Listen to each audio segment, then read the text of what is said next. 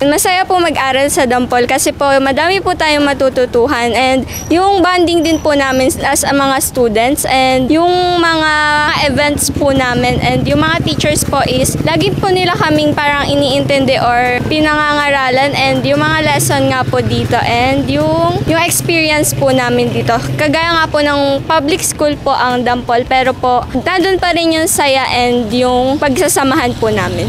Quality po yung yung tinuturo po ng mga teacher. And yung mga events po, gaya po ng mga journalism and iba pa po, yung mga contest po. Tsaka magagaling po yung mga teacher dito sa Dampol Second National High School. Talaga po matututo kayo and disiplinado po yung mga bata dito sa Dampol Second National High School. Kasi po madami pong mababait na teacher tapos madami din pong mababait na estudyante po.